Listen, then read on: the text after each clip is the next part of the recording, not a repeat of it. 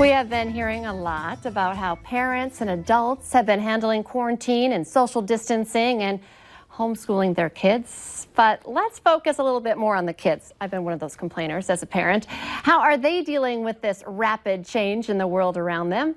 Joining us today, we have teacher Jennifer Norton back with us. I told you I wanted you back. You're a wealth of information, and I'm worried she's going to steal the show. Your first grader, Jolissa Norton. Welcome, ladies. Hello. So great to have you. Jolissa, good morning. How are you doing today? Good.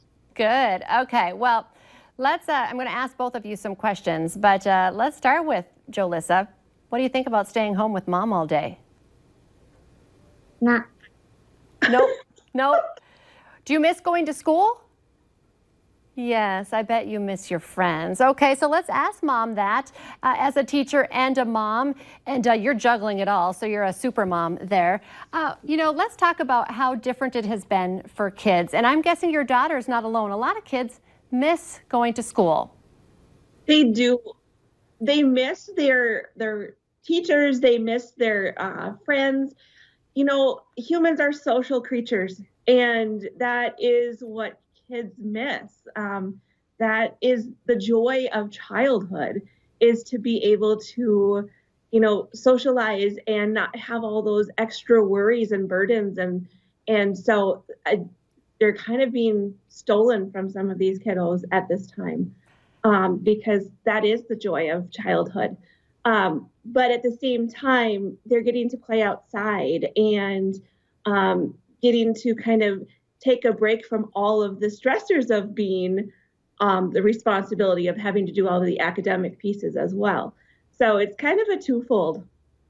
I've noticed that with especially my second grader. I don't feel like we have to do the Phi-Ed lesson so much because they are playing and being way more active than they normally would. But when it comes to, the reading and the math, where mom is like, no, you need to do this, she's not as willing as she probably would be in the classroom. Can you give parents some advice and maybe kids too to still make that fun? We still have a couple weeks left of school. Yeah. As far as teachers go, a lot of things that we're trying to do is we're trying to do things that are more engaging and more fun. A lot less of the whole lecture piece, and more, like I said, more engaging and fun. It is difficult. I'll be honest. Jolissa is she loves to learn. She is, when I say, hey, you haven't done your homework for a couple days, or you haven't done your homework yet today, she'll get on her iPad and she will knock it out herself, which is great. My younger two, who are going to be kindergartners next year, that's a whole different story.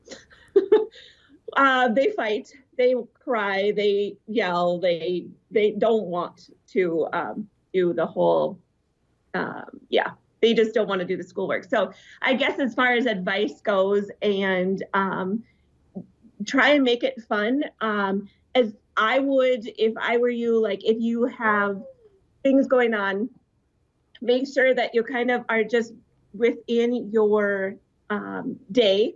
If you are doing baking, talk about the fractions parts. If you are doing, here's one of them again.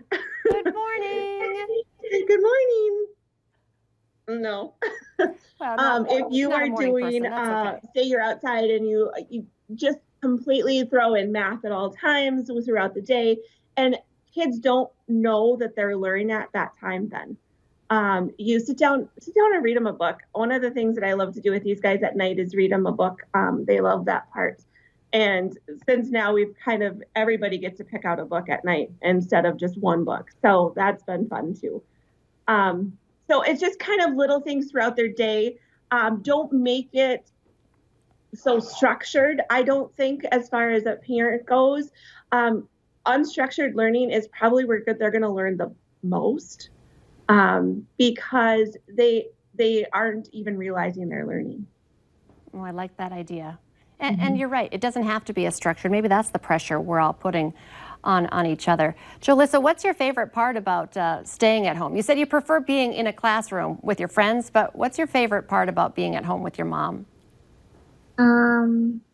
We could do art projects. Art projects. I think that's art projects. Yeah. I love that. That's still that free thinking, kind of like playing and using a different part of their brain as well. I want to ask real quick too, you have some real littles there, but how about people who have, middle schoolers, high schoolers? That's a little bit different challenge too to keep them focused. It is a different challenge, and the thing is this is really hard, I would say, for the middle schoolers. They're in that group of people that they're trying to fit in with their friends.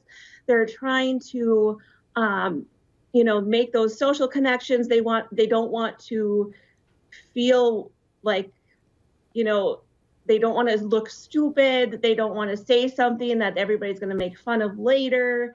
And I do feel that middle school is definitely going to be hit really hard during this. There's going to be some different things that counselors at this point, I'm going to give them a hurrah here, because they are going to they're going to be needed a lot more through all of this, because those middle school kiddos, I think, are going to struggle.